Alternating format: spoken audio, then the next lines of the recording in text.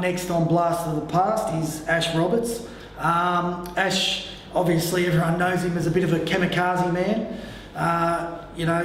Looking at Ash and playing a lot of footy with Ash, the hardest guy that I've ever played with, put his head in some holes that just shouldn't be put into, backed into packs that,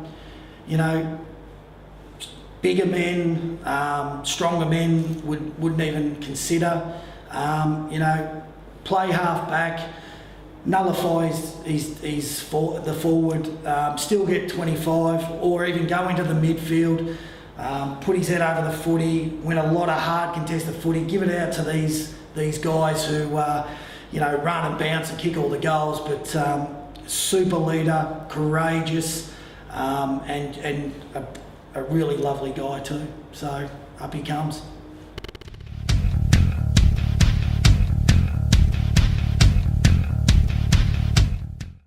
Yeah, I started my junior footy at Edithvale Rovers, where my dad and Nat were president of the club down there.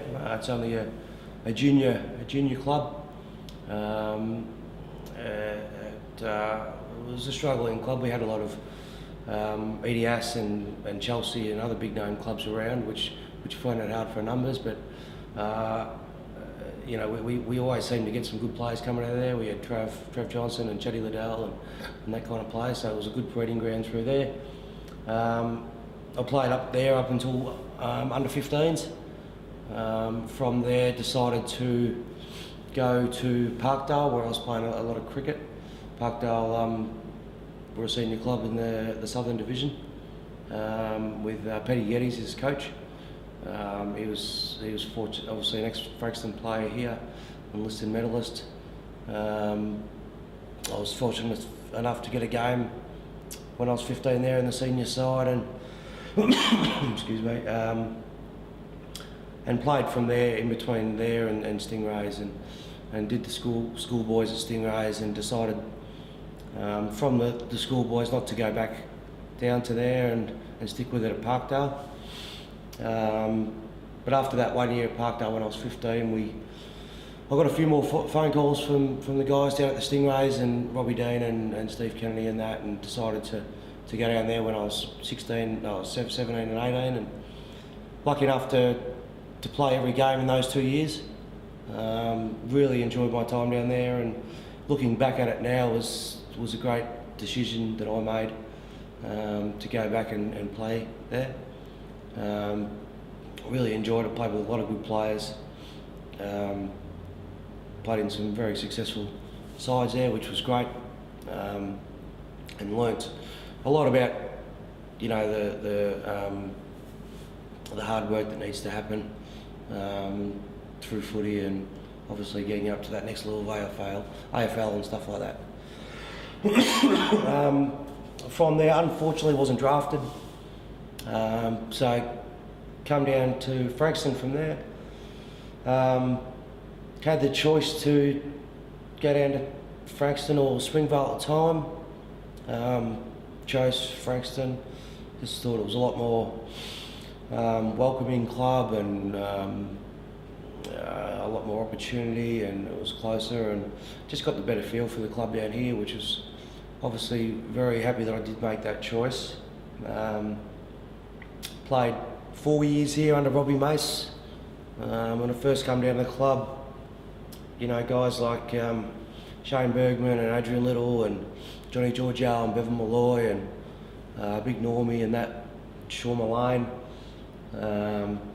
Chrissy Holcomb, really brought you into the club and made you feel as you were part of it from the start, which was good. It's the first memories I had of it. So I played for 4 years, and we had on and off success there, making a few finals.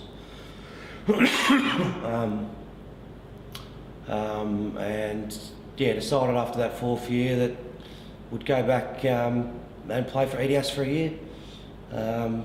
Played there with Johnny Hines and a few other boys there from local footy, Mark Fitcher and that kind of stuff, and we won the flag there, but still in the back of my head, always wanted to come back down here and play again. So Brett Lovett was appointed that next year, and decided to come back, and Johnny come with me, Johnny Hines, and then we played another 5 or 6 years down here. And had the time of our lives down here. It was a great place to be in those 6 years, and the 4 years before that.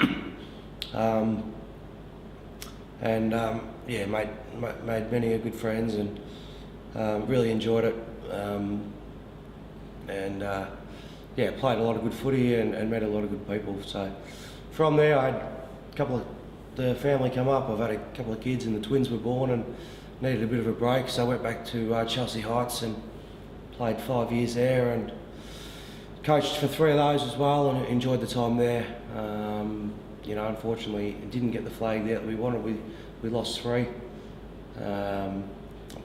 Once again, enjoyed the club, enjoyed coaching. I never thought I'd be a coach, but the experiences I had from down here and leadership that I learned set me up to coach in that local level, which I really enjoyed. And from there it was hung up the boots a couple of years ago, and a couple of Legends matches here and there, and that's about me.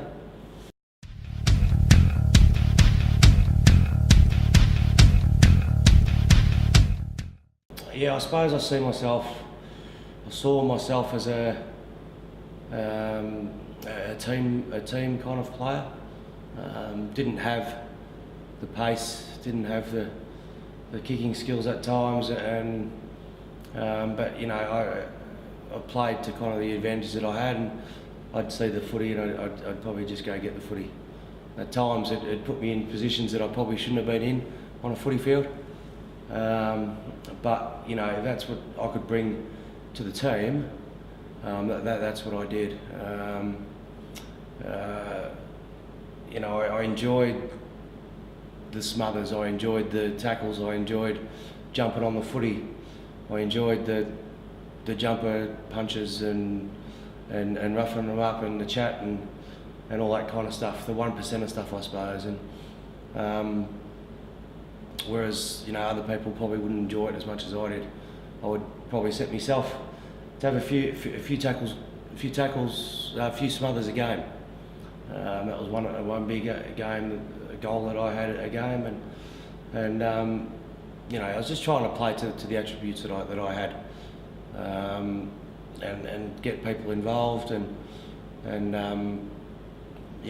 cover for each other, especially being down back. I saw us as a tight 6, and that we'd work with that 6 and try and lead that 6 throughout the year. We had Winno and Vicky Ablett and Johnny Hines down there, and Big Polly would do his job, and in the team when I originally come down, we had Adrian Little and Shane Bergman and telling me what to do, and I suppose I learnt a lot from those guys.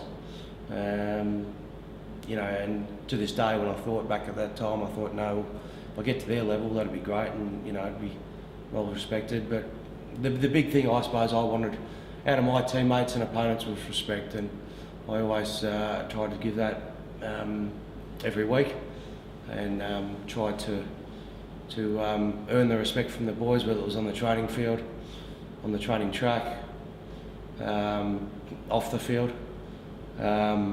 where we had some good times, and especially on the field as well. So that's how I'll probably see myself as a player.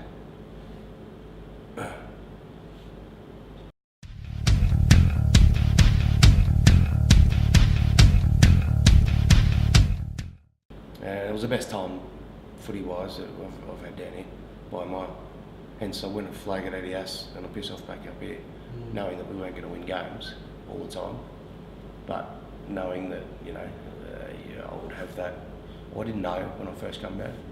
Halfway into the first year, I said, "Yeah, we've got something here. Brett's got us on the right track, and there's the guys here that to do it." And it evolved every year, and we got to a stage where we were 3 points away from prelim final down in Tassie there, and that was probably one of the biggest achievements that I've had as a footy player, being involved in a team. It's always the us versus them mentality. That's what I loved.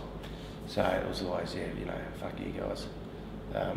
And they'd come down and call us scum and Franks and whatever else. And, we'd get up and, especially, a few of the AFL players, teams and that, when they come down, their supporters, not really the players. The AFL guys are pretty professional like that, but it was always like the us versus them mentality, which was good, which I liked. And there was 50 of us, plus the guys in the rooms and all that kind of stuff. That's why it was so good. They were part of us as well, so that's why it was at the time a really good, thing to have.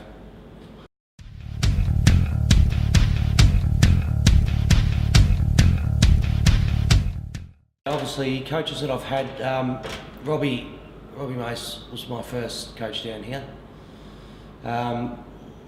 Those who know Robbie knows he's a bit of a hard taskmaster. He told you how it was. I respected that.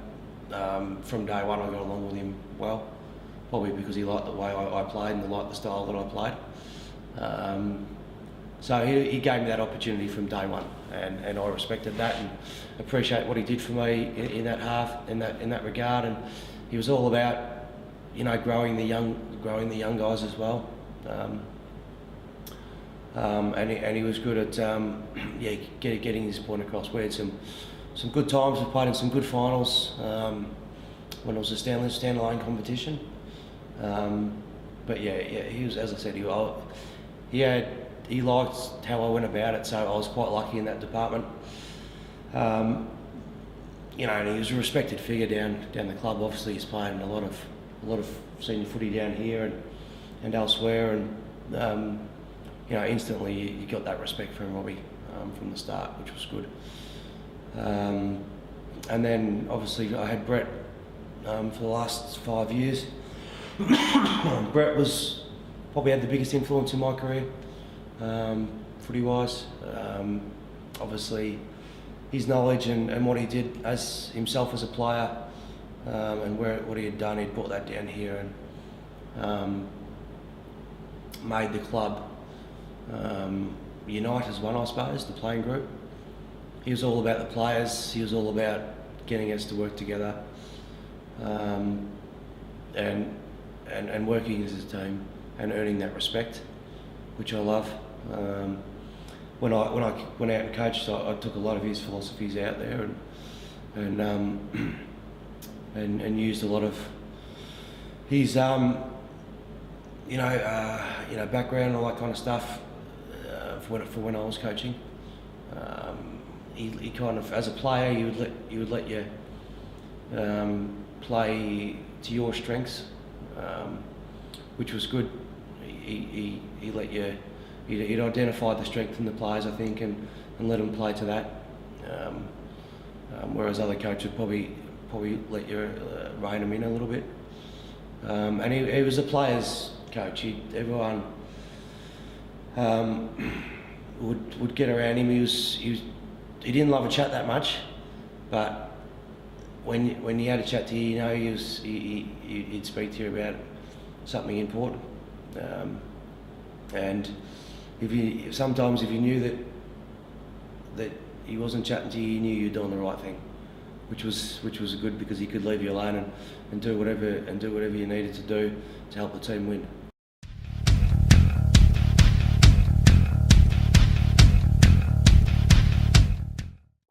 There are a lot, but I suppose some of the memories on the field.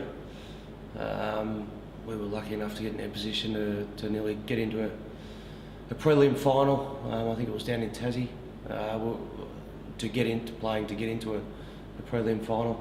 I think we just got done by about 10 points, but which was a really proud achievement for us as a standalone club. And obviously everyone likes to go the way, but once again, bring it back to us versus them mentality.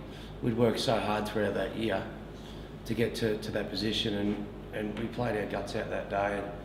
And I remember that a few of the boys, and I get pretty emotional at times as well after games and seasons and that kind of stuff, because you know you put your year into it, and you tend to, it all of a sudden stops pretty quick, and you just come to that realisation that you won't play with those guys ever again.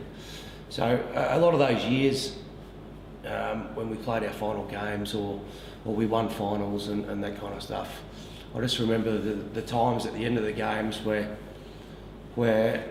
you know we got together as one and kind of celebrated the year. And it wasn't just us celebrating it, you know, the coaches would come down too. And I remember a game down in Tassie we lost, and Brett was like, all right, let's go back and everyone back to my joint for a party. You know, we partied there for a day and a half and then come back down the club, but he was just once again looking after us boys. We're out in his back shed, looking after us boys for somewhere to go, safe to be. And I think he put some beers on for us and all that kind of stuff as well. So, and that's what we did. We partied together and we played together. We had plenty of Mad Mondays together. And even the old boy used to bring out the barrels for us out in the middle of the ground. Brian used to keep wheeling the wheelbarrows out for us with all the booze in it, and that was fun times. It's what a footy club was like, and it was great, and everyone was enjoying themselves, and we had the time of our lives. You know, some of the players, when as players, I remember Aaron Edwards, when he kicked that 100 that year. You know, that was as good as year I've seen for a forward throughout my whole career. There was a stage there where you just have to kick it anywhere near him, and he'd get his hands on it, which worked out well for me because then I didn't have to pinpoint everything I kicked to him. But yeah, that year he was really on song, and obviously after that year he got drafted to North Melbourne, I think. And yeah, so that year was great. I suppose the Liston nights and all those individual stuff. I was lucky to have a few guys there with Johnny and that. And mainly I just remember the Sunday afternoon kind of setup.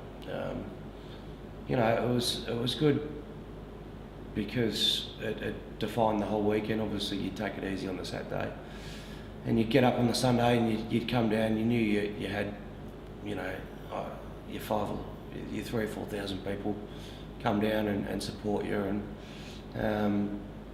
a lot of the local teams weren't playing, so they'd come down and support as well. And you'd have, you know, 10 or so mates down there, and you know, some days you get your Collingwoods or your Essendons come down as well, and you know, you get a bit more crowd there. But you know, when you're out there on the Sunday afternoon with the boys on the hill up there, banging their drums and abusing the opposition players and doing what they do and making having a good time.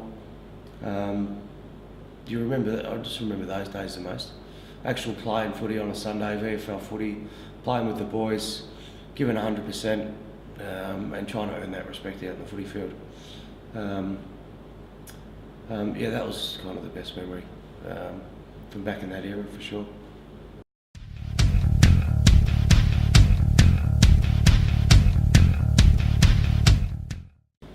Yeah, some of the standout players.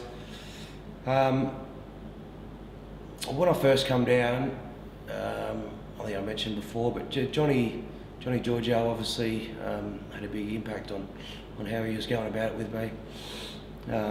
Also Bevan Malloy, who was a great leader on and off the field. I really got along with Bev quite well in those early years. But they were two real standouts from the start. Bev obviously played a lot of games down here, and he could just seem to get the footy whenever he wanted. He's been asked to do a lot back then, as well as Johnny. And those two kind of stood out, like they worked really hard, well together, and worked hard on and off the track. But you know, those were the two guys when I first come down that I thought, look, I've got to get up to their standards and get to where they're at. Probably in the second half, I always thought Big Daniel Clark, Normie,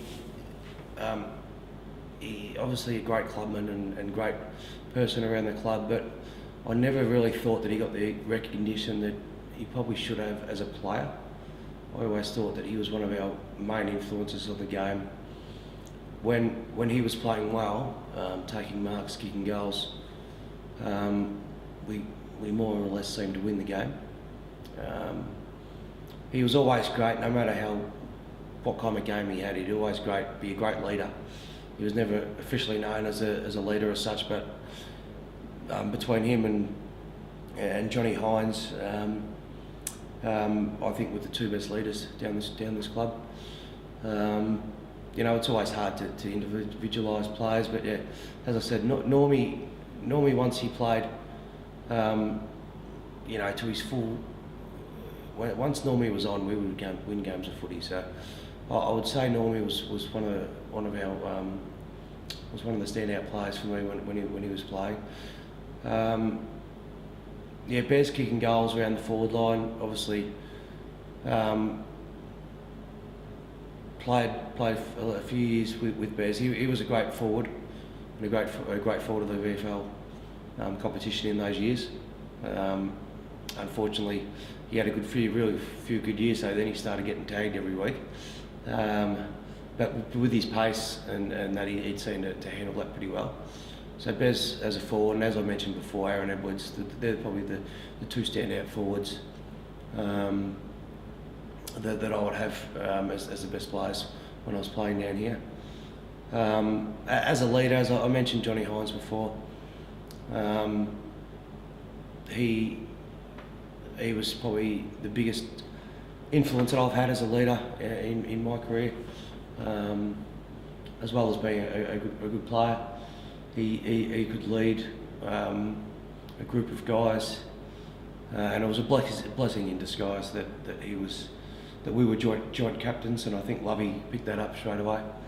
That he would do more of that role and let me grow into the other stuff, which I respected, and I certainly learnt a lot from those guys in regards to leadership and that. Mickey Ablett was down back, was probably Mickey Ablett, and early days Adrian Little and Shane Bergman, and later on Rigo played a fair bit down there, and Winnow. Neil Winterton, apart from Winnow trying to take all his possessions off me later in his career. So then we just decided to wax with each other. But like those guys, the standout guys, and I suppose it's guys that you remember, and obviously every player's got their own you know, asset to the side, and that's what made us such a great side. I don't think we had too many standout players as such. We had everyone kind of playing their role to the best of their ability, and you know, I could probably go on and name 3 or 4 other guys in that category, but there was also the young guys that come up, Rigger and you know, Jimmy Magner and you know, Brett Dorr and Tory Dixon and that kind of players that come up and played their role as well, and you know, they've gone up to play high footy and high level footy and all that stuff, and you know, and as I said, they all just played their role, and it's kind of hard to separate, but yeah, they were kind of the main influences throughout those years.